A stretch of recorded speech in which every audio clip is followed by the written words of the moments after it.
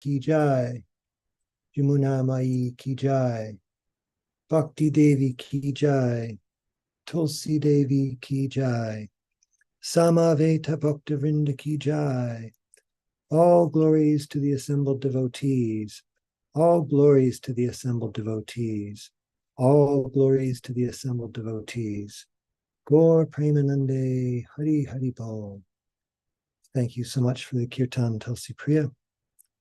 And thank you everyone for being here for Srimad Bhagavatam class with His Holiness Jayadvaita Swami and friends. It is Friday, November 24th, 2023, and we are reading in the third canto of Srimad Bhagavatam, 26th chapter. And as far as I can tell, we are starting with verse number 12. Yes, Maharaj, thank you very much for that. And thank you for being here with us, Maharaj.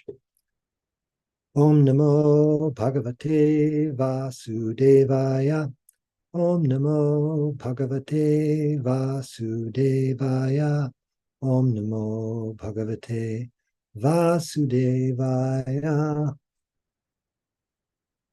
So if Tulsi Priya is still available for the next moment and she's able to read, that would be great.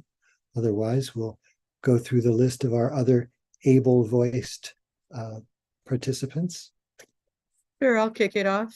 Thank you. Okay. Om Namo Bhagavate Vasudevaya. Om Namo Bhagavate Vasudevaya. Om Namo Bhagavate Vasudevaya. Text 12 in third canto, chapter 26. Mahabhutani Panchava Bhurapognir Marunabha Tanmatrani Chattavanti Gandhadini Matani Me. Translation. There are 5 gross elements, namely earth, water, fire, air, and ether. There are also 5 subtle elements, smell, taste, color, touch, and sound.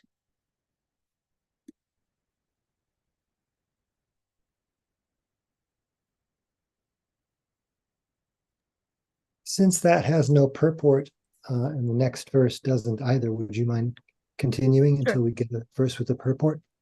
Okay. Text 13. Indriyani dashrotram Twagdrigrasananasika Vakkaro charano medhram Payurdashama uchyate.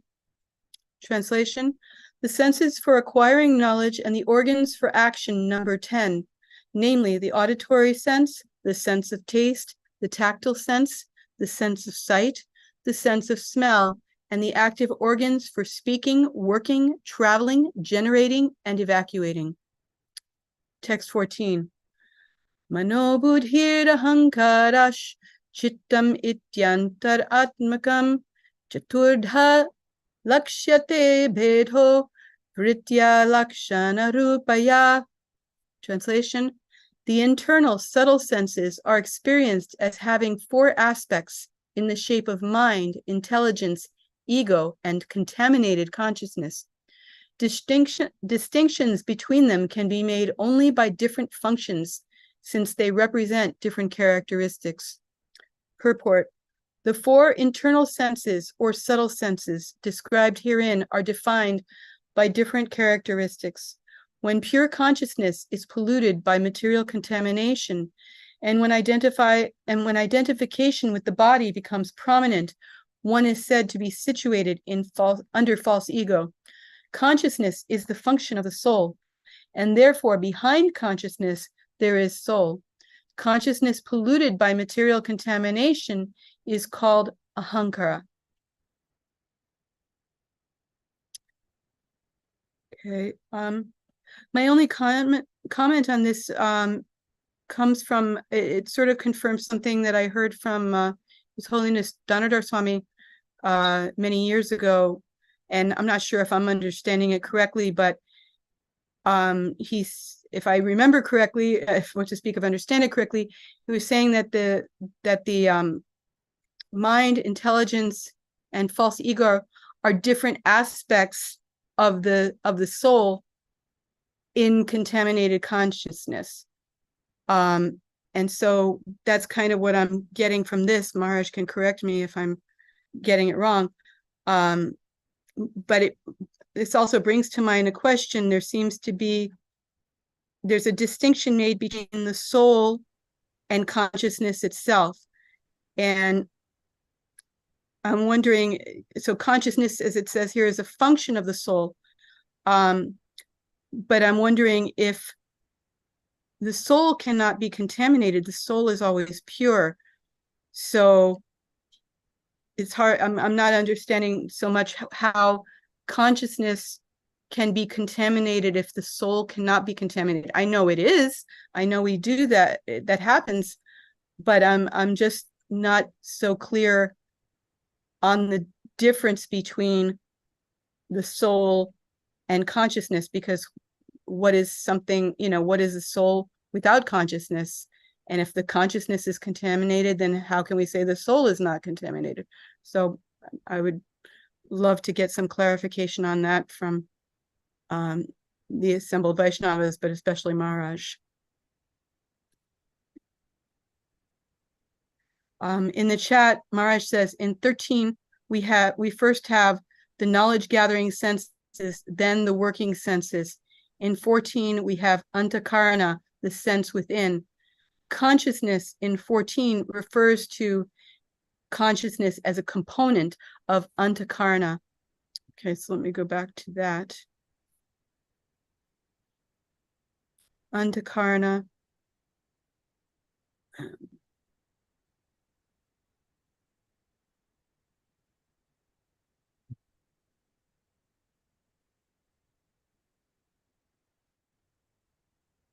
I'm losing it. 14, I see anta atmakam.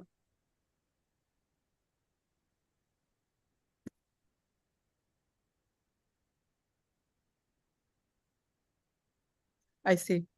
Antaratmakam equals antakaranam. And Maharaj also says consciousness here is not pure consciousness, just as ego is not pure ego. Okay, thank you very much. So it's referring to consciousness in contact with matter, or in material consciousness.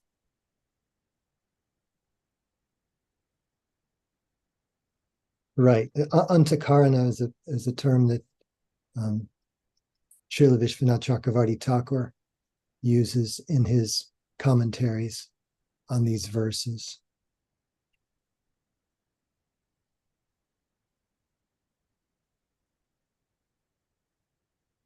And Maharaj says, yes, when we read Srila Prabhupada's purport, that's what we will see.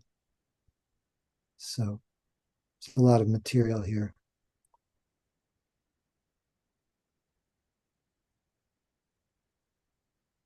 Essentially, to boil it down for any of those tuning in for the first time, Lord Kapila Dev is enunciating the Sankhya philosophy. Sankhya, one definition of, is counting. So counting up the material elements and then showing that all these material elements are different from the soul proper.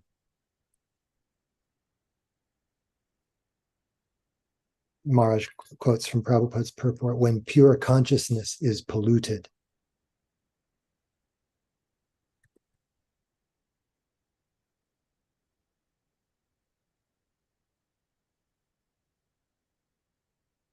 So just to try to understand a little bit better, there's the self, the soul, and the self is conscious. So it's a function. I'm having a hard time making the distinction here, because how we choose to direct our consciousness, that's also a function of the self. So that choice is made by the pure self, and yet the consciousness becomes contaminated. It's it's circular to me.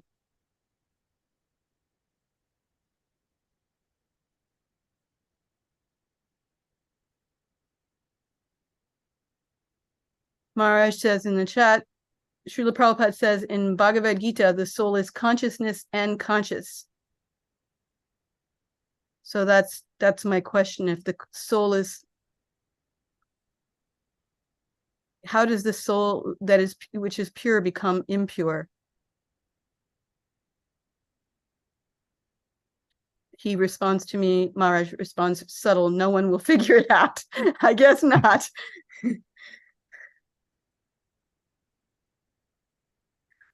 The only way I ever resolve it in my head is, Prabhupada, which I refer to in discussions on this topic as the Tokyo lectures, that Prabhupada says that, you're dreaming. So the dreaming does not affect the actual self, even though we experience what happens in the dream. So that's the only way I can have it make sense to me.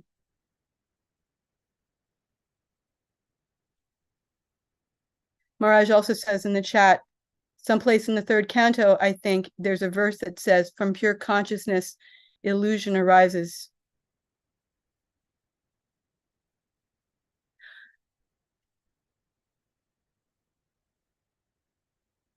Another way, I was just wondering, maybe Maharaj can confirm shastrically that the living entity chooses to be separate from Krishna, chooses to think of himself as separate from Krishna, the I, me, mine, and wanting to be Lord and Master.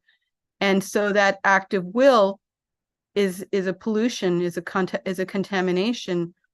Before, it's, I guess it's simultaneous or instantaneous with our immersion in the material world. Just that itself is we make, it's the material world. That consciousness is we're separate. So turned away from Krishna is contamination. It's not directed towards Krishna, just like, you can turn towards the sun and see the light, but if you turn away, you're only going to see your own shadow. So, but that shadow isn't the reality, but it reflects the reality, or it mimics the reality. All right, I think I've spent enough time trying to muddle through this. Maharaj says, yes. Yes, I've spent enough time trying to muddle through it.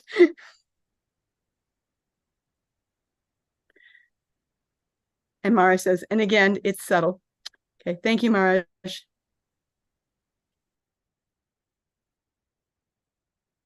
Shall we move on to the next text?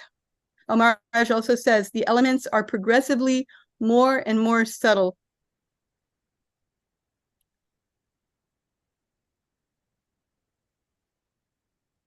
I just wanted to say also, Maharaj says air is super subtle, ether more subtle, and of course mind is more subtle, which I'm assuming he's going to, how subtle is mind? Yes. So one thing I've noticed is that, and the intellect, yes. So one thing I've noticed in the practice of Krishna consciousness, you give up gross sinful activities. And Maharaj says also, and then we come to false ego, the most subtle. So in practicing Krishna conscious, I noticed that you may not be committing gross sinful activities, but a little bit of introspection seems to reveal a lot of subtle contaminations, a lot of very subtle attachments. And you think you've gotten rid of something, or you think, you might think, oh, but there are so many opportunities, just living life, to see the nature of one's subtle attachments and subtle, material identifications and all of that. And I think that may be, it's a humbling experience. I think, devotees who are very advanced, they may be seeing very, very subtle, which maybe to us, they're not evident at all, but in themselves, they see very subtle things, and they think, oh, I'm the most fallen. And, but they're so subtle, the average person sees nothing but saintliness. but they themselves may see something that we can't even begin to conceive of. Anyways, I won't speak anymore right now. What you were saying was I was thinking how the materialist, or a committed materialist, let's say, an ignorant materialist, a fully committed materialist, he doesn't have the benefit of the Ceto Darpana Marginum. He's not performing any kind of process that will reveal to him his own faults so that he can do something about them. So, like, as the saintly person thinks he's nothing but sinful, the sinful person thinks he's great. Yes. And that the problem is everybody else and the world, not me.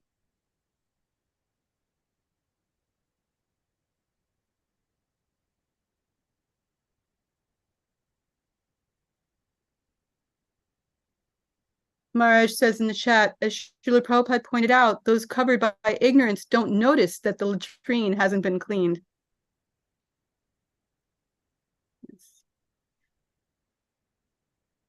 Yeah, I think Prabhupada used the example that there's a reaction. If you're clean, then something unclean there will be some reaction to it. Or if you're in the mode of goodness, something that's not in the mode of goodness, there will be some reaction because it's not compatible.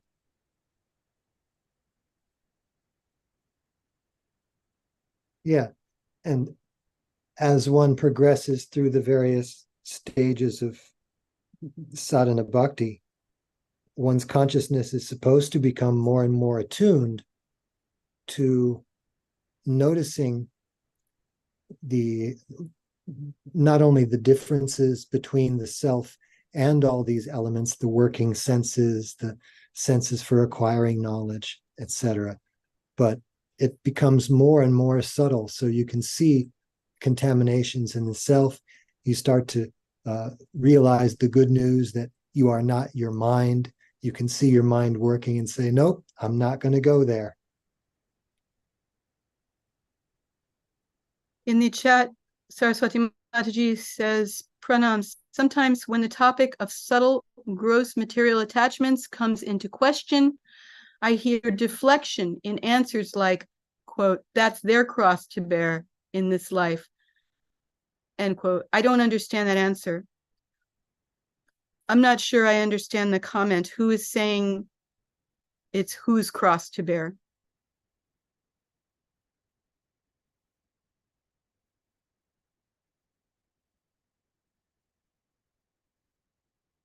Or you're saying that that having these subtle attachments is people are stuck with them? Oh, that your material attachments are your cross to bear? They say that to you? Yes. Well, that may be the case, but it's also the case that we're chanting Hare Krishna, and chanting Hare Krishna purifies us, right? So whatever our cross is to bear, by chanting Hare Krishna, the cross becomes lighter and eventually disappears.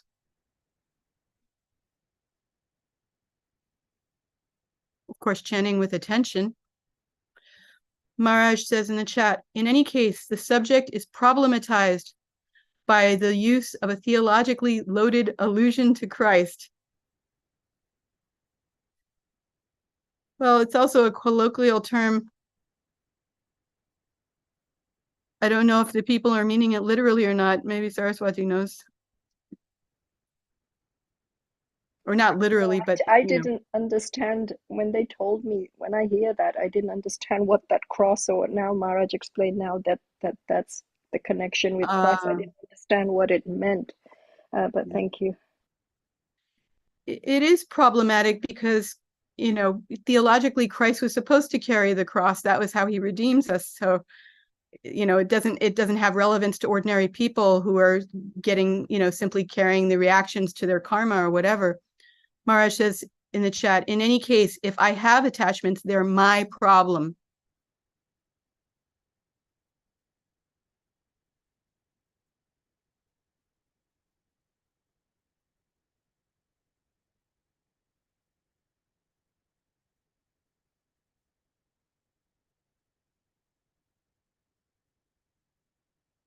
I think that seems to be what the person is saying.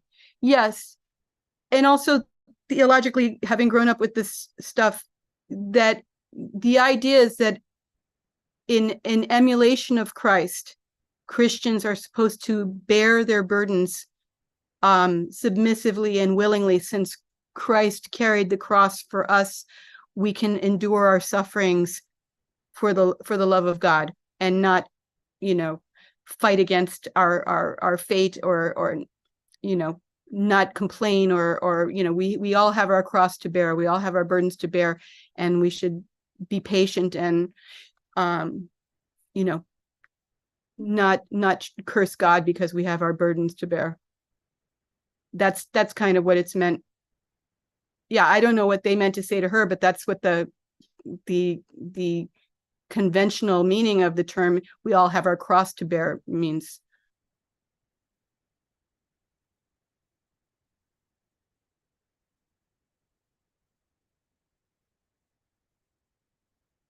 Maharaj says that my problems are my problems is obvious to the point of tautological.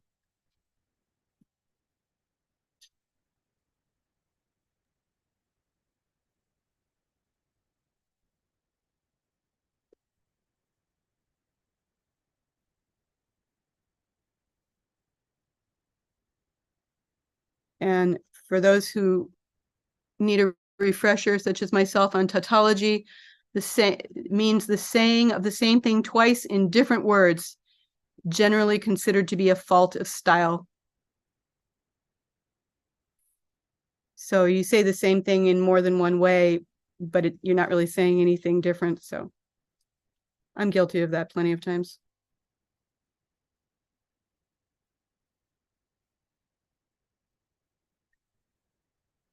Shall we move on to our next verse?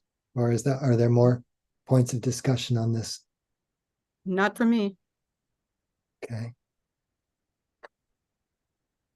All right, I'll post the verse and then just proceeding alphabetically through our handy participants list. I'll ask if Dana would like to read our next verse, which is verse number 15. Sure. Vitvaniva Shankayato Brahmana Sa Unasyaha Sanivasho Maya Prapto Yakala Panchavimshakaha. Translation. All these are considered the qualified Brahman. The mixing element, which is known as time, is counted as the 25th element.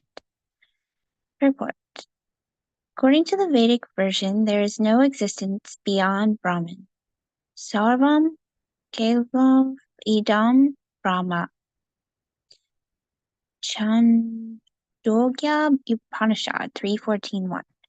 It is stated also in the Vishnu Purana that whatever we see is Parasya Brahmana Shakti. Everything is an expansion of the energy of the Supreme Absolute Truth, Brahman. When Brahman is mixed with the three qualities, goodness, passion, and ignorance, there results the material expansion, which is sometimes called Seguna. Seguna Brahman, which consists of these 25 elements. In the Nirguna Brahman, where there is no material contamination, or in the spiritual world, three modes, goodness, passion, and ignorance, are not present. Where Nirguna Brahman is found, simple, unalloyed goodness prevails. Saguna Brahman is described by the Sankhya system of philosophy as consisting of 25 elements, including the time factor, past, present, and future.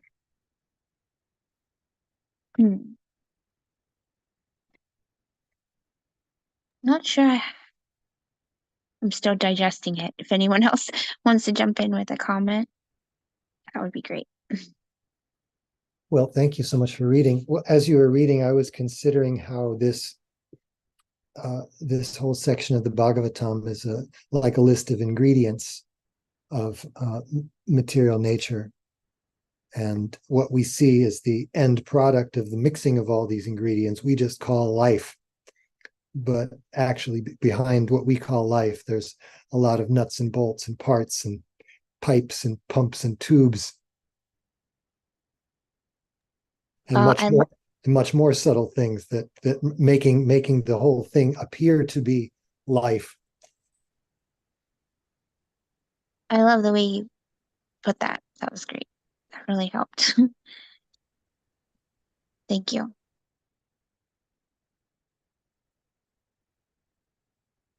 And now in this verse, we get the 25th element of time, without which, as Maharaj likes to point out, nothing happens. You can have all this stuff there, but without time, it just sits there. But time is the mixing element. It's like once you start the wheel, whether you're mixing dough or concrete, then things start to happen. You start to see things happening. But we don't see any of that. We're like the end users. We're not privy to the working process. But that's what's being described here for those who are interested enough to check out the 26th chapter of the third canto.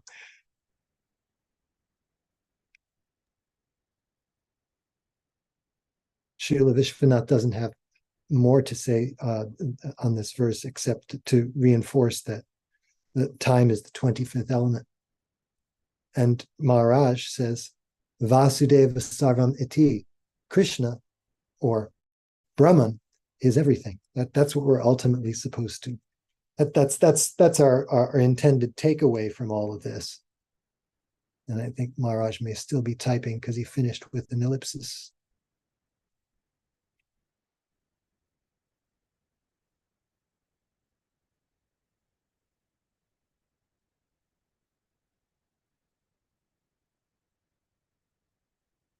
Okay. Yes. Sa guna Brahman means Brahman manifesting material qualities. And Nirguna Brahman means not manifesting material qualities.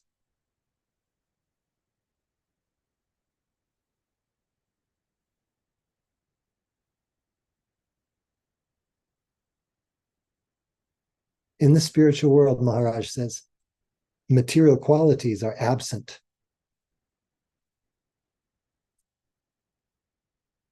So it's the world of Nirguna Brahman.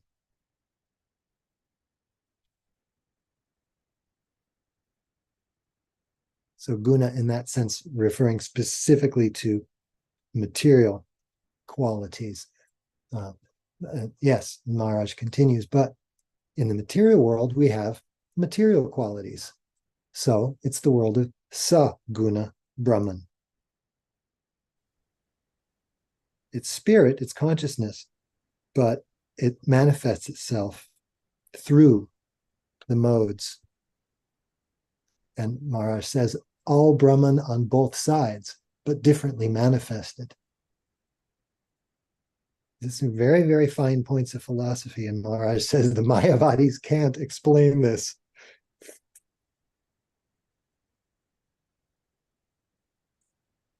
If everything is Brahman, Maharaj says, how can we account for varieties?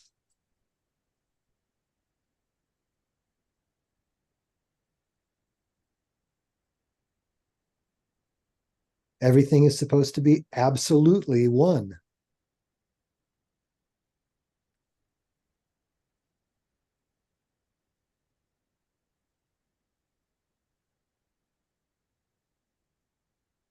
But as Srila Prabhupada quotes, Parasya Brahmanaha Shaktihi. Brahman has different energies.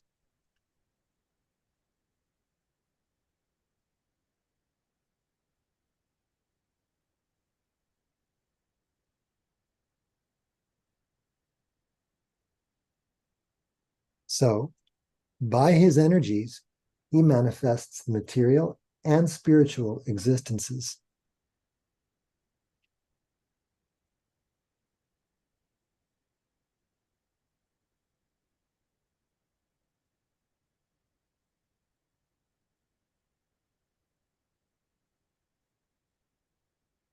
Yes. Reminds me of one very lively exchange Srila Prabhupada had with a gentleman who was just offhandedly putting forth his own philosophy that everything is one. And Prabhupada was just very patiently saying, so, but there is a difference between, say, a cotton ball and a cotton shirt. Yes. And the man was saying, no, it is all one. And Prabhupada at one point grabbed him by his cotton shirt and he says, do you mean to say that there is no difference between a cotton ball and this shirt?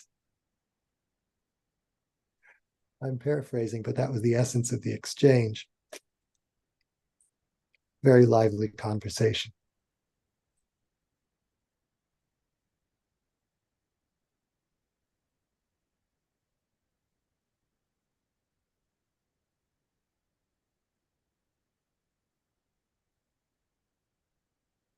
Yeah, we're being shown in very fine detail the differences between matter and spirit, how spirit manifests within matter.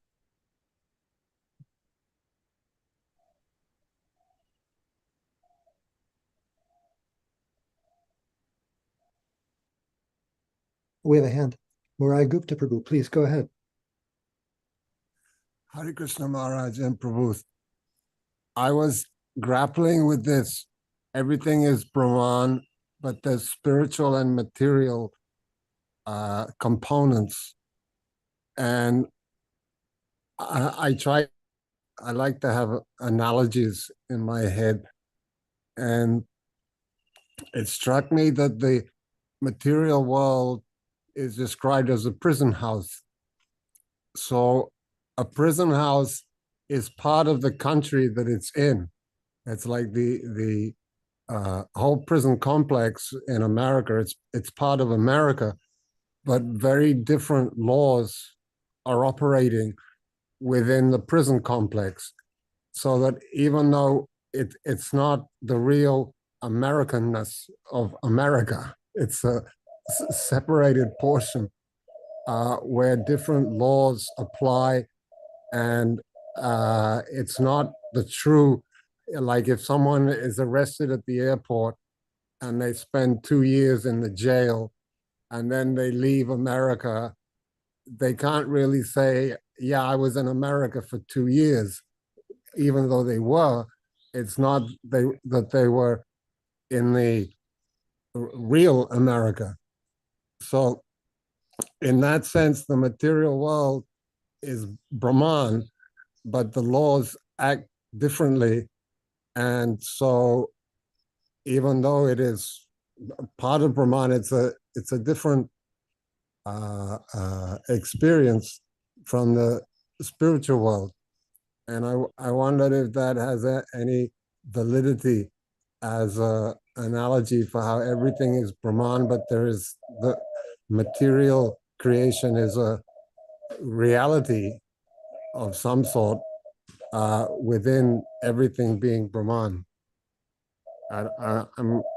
It sounded clear in my head, but anyway, if that's a valid sort of comparison.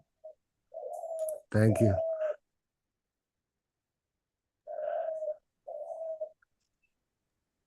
Maharaj says, Murari, all good. From Krishna's point of view, everything is spirit. Nothing is material.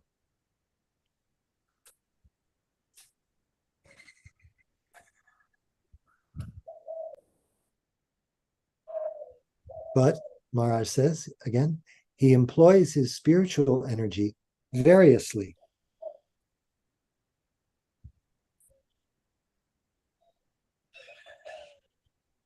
Srila Prabhupada's example of electricity.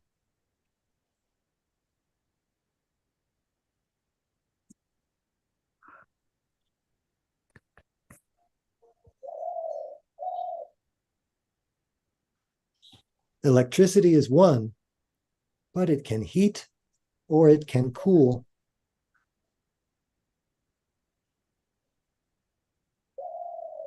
According to the way the electrician deploys it.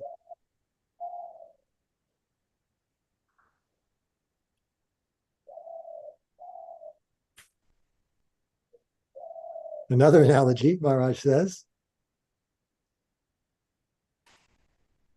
the state budget is one.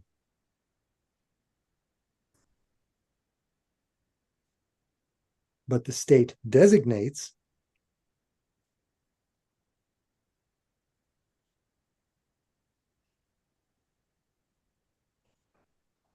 that this is the college budget and this is the prison budget.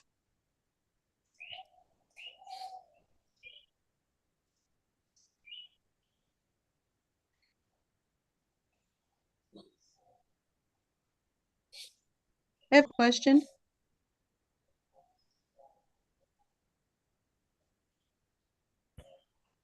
Oh, just to before we get to your question, Tulsi Priya Maharaj says, all one cash, but deployed differently.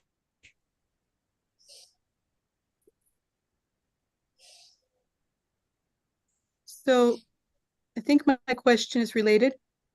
When we were talking about material qualities and spiritual qualities with the nirguna and saguna Brahman, and I was thinking, okay, qualities, one quality I can think of is beauty. Wait, there's another comment maybe from Maharaj in the chat.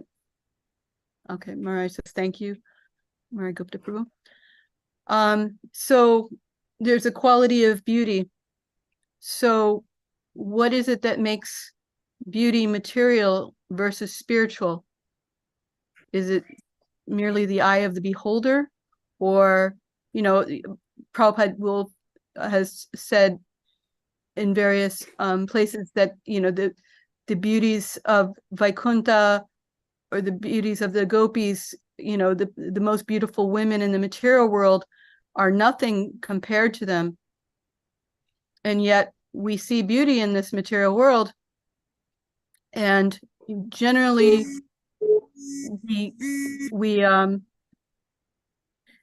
the idea, what accompanies beauty is the desire to enjoy. We want to exploit the person who's beautiful. We want to enjoy the person who's beautiful. Whereas that doesn't happen in the spiritual world.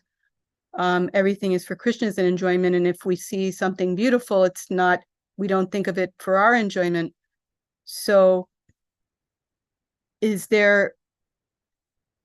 are there different, what makes a material, is that what makes a material quality and a spiritual quality? A spiritual quality is the consciousness of the person perceiving it, or is there something else to it?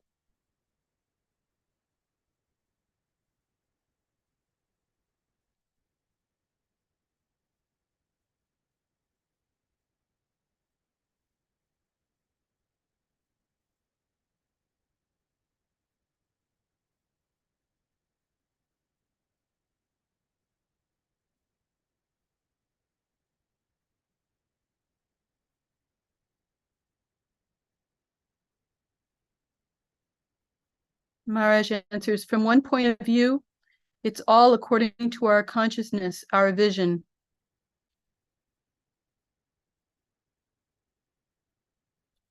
From another point of view, material equals temporary.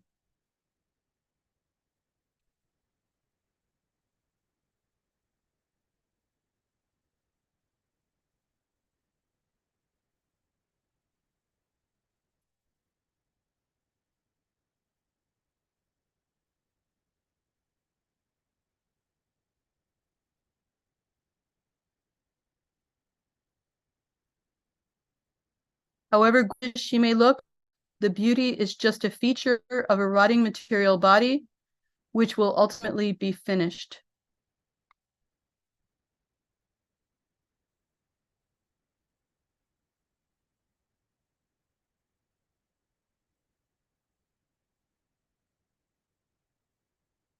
Saraswati Mataji says, even there are different classes of prison depending on which country prison is in, resulting in some prisons having relatively, quote, more comfortable conditions with more freedom, which makes me think how we have higher and lower planets here, but still all is a prison for rebellious souls.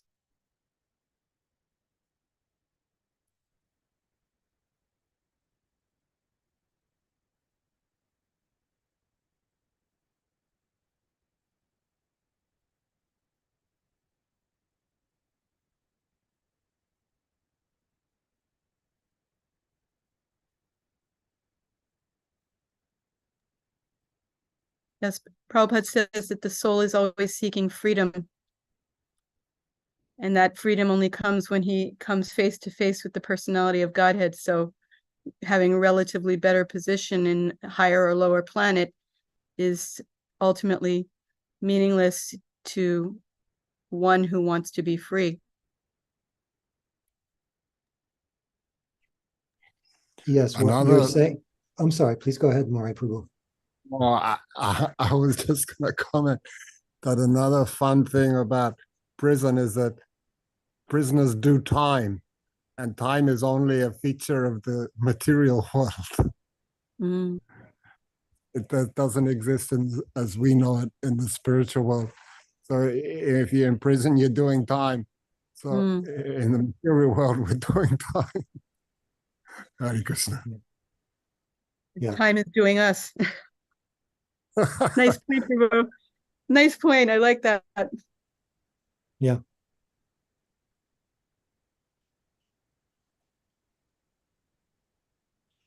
I was going to hard say, time. yeah, hard time. Yeah, it's certainly a different experience of time. It's not party time, that's for sure.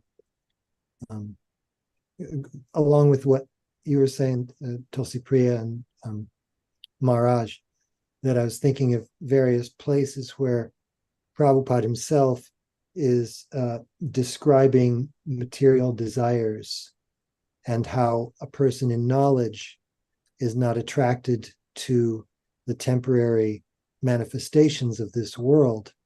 And he's used words like pale. He's not attracted to pale things, or he's not attracted to flimsy things. So when Maharaj says, that, however gorgeous she may look, the beauty is just a feature of a rotting material body, which will ultimately be finished.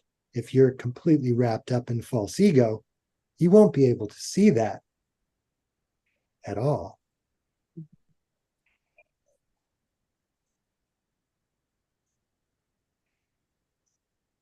You're just carried away.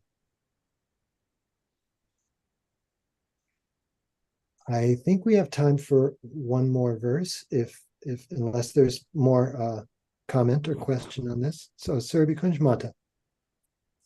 Tulsi Priya, would you mind reading that? Yes. She says, Kadamba Kanana Maharaj would say that the beauty of Srimati Radharani and the gopis is a reflection of their qualities. Their inside is the same as the outside. Yes. That's so nice. Saraswati says, I know someone who worked in a prison as guard, and he told me it's working in hell. It affected his health and he had to quit. We also know a former prison guard. Yes. And he also quit. Yeah. It affected his health too. All right.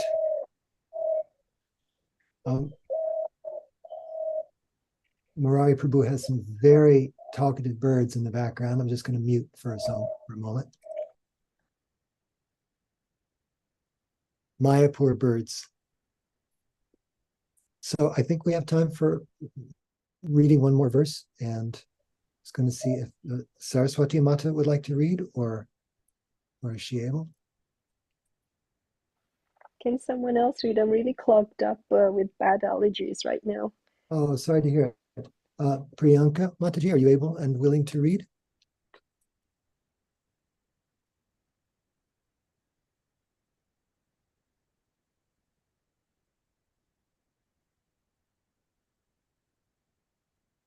May I suggest Vijay Krishna Prabhu, and if you All can right. insist.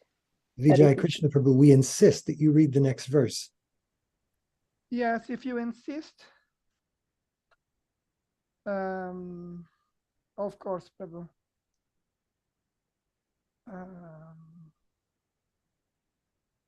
So this is text 16 now? Correct. Yes.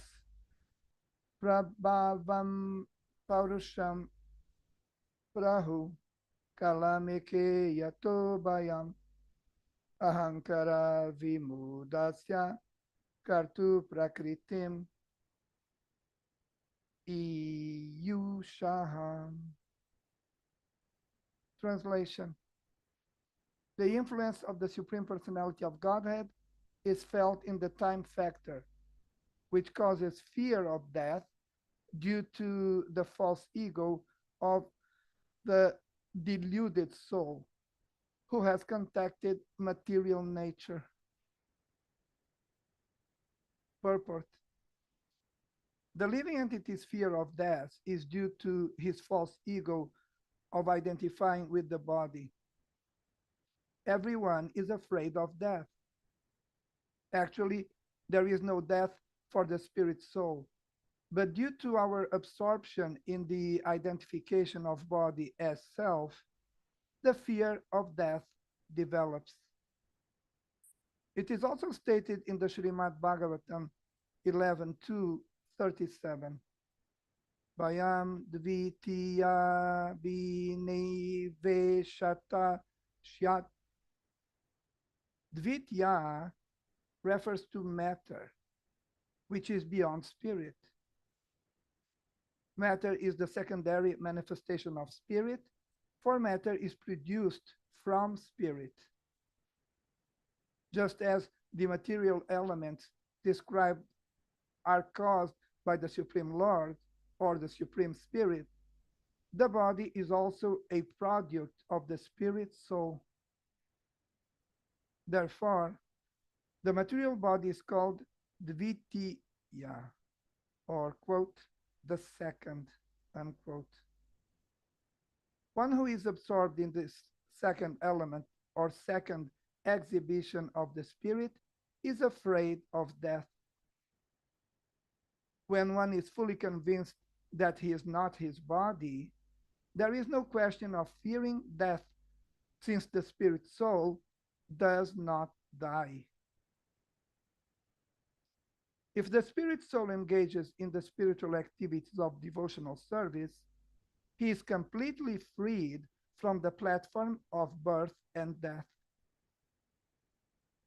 His next position is complete spiritual freedom from a material body. The fear of death is the action of the kala, or the time factor, which represents the influence of the Supreme Personality of Godhead. In other words, time is destructive. Whatever is created is subject to destruction and dissolution, which is the action of time.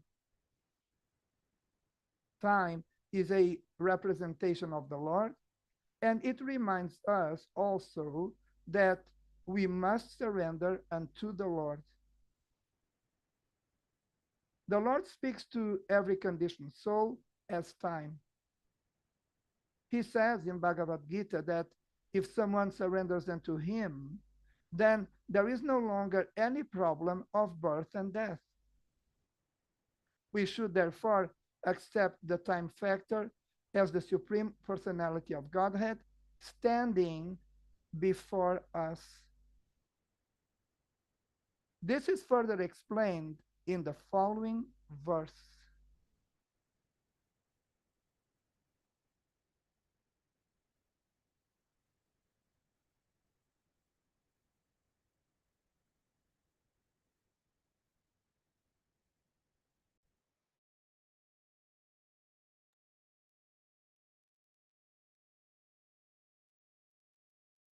Any comments, Prabhu? Tulsi Priya says, this purport is potent.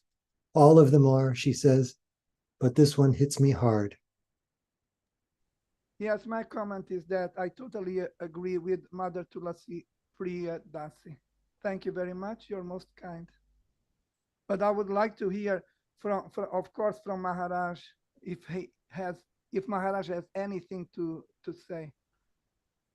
Although we only have 3 minutes.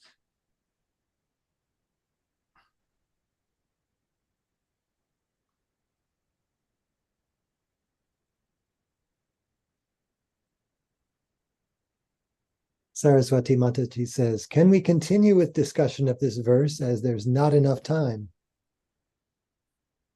And Tulsi Priya gives this a thumbs up. Yes, and I also agree. And thank you, Mother Saraswati, for suggesting me for the recitation. Thank you very much. You're most kind. Yes, the Lord is standing before us as time in this very instance. Yes, he is.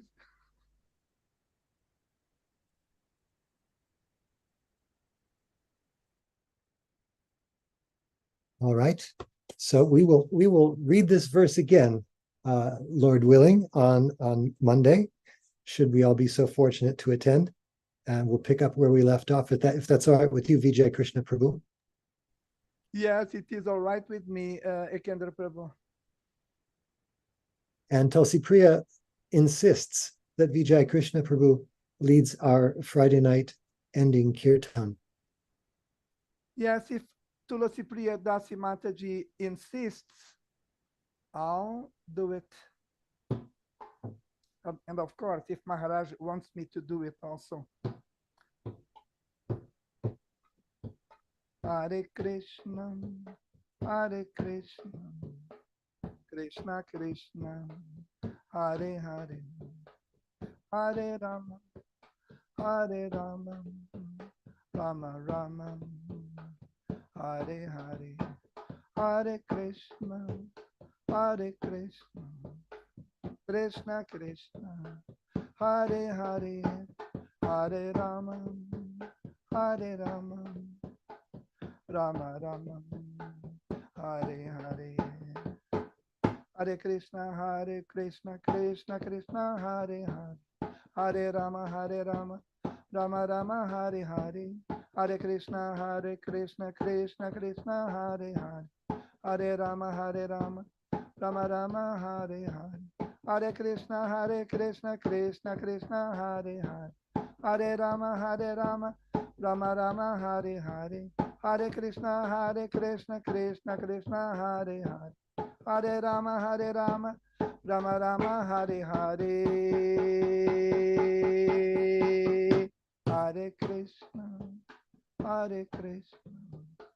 Krishna, Krishna Krishna, Hare Hare, Hare Rama, Rama Rama, Hare Hare, Hare Krishna, Krishna Krishna, Hare Hare, Hare Rama, Rama Rama, Hare Hare, Hare Krishna, Krishna Krishna, Hare Hare, Hare Rama, Rama Rama, Hare Hare.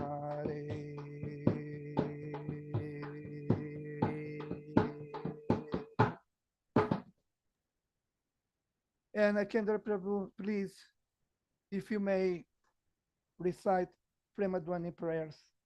Jai Om Vishnupad, Paramahansa, Paribrajacharya, Ashtotar Sata, Srimad A.C. Bhaktivedanta Swami Prabhupada Ki Jai, Ananta Koti Vaishnava Vrinda Ki Jai, Namacharya Haridas Thakur Ki Jai, Prem Se Kaho Shri Krishna Chaitanya, Prabhu Nityananda, Shri Advaita Gadadhar Shivasadi Gaur Bhakta Vrinda Ki Jai, Shri Radha Krishna Gopa Gopinath Shama Kunda Radha Kunda Giri Govardhan Ki Jai, Vrindavan Dham Ki Jai, Navadvip Dham Ki Jai, Ganga Mayi Ki Jai, Jamuna Mayi Ki Jai, Bhakti Devi Ki Jai, Tulsi Devi Ki Jai, Samaveta Bhakta Vrinda Ki Jai. All glories to the assembled devotees. All glories to the assembled devotees. All glories to the assembled devotees. Gaur Premanande, Hari Hari Bol. Thank you everyone so much for your participation. Thank you, Vijay Krishna Prabhu, for your kirtan. Thank You're you, Maharaj. welcome. Thank you, Maharaj, for being here and keeping things going. Srimad Bhagavatam Ki Jai. Jai. Srila Prabhupada Ki Jai. Jai. Bye. His Holiness Jayadvaita Swami Maharaj and friends Ki Jai. Jai.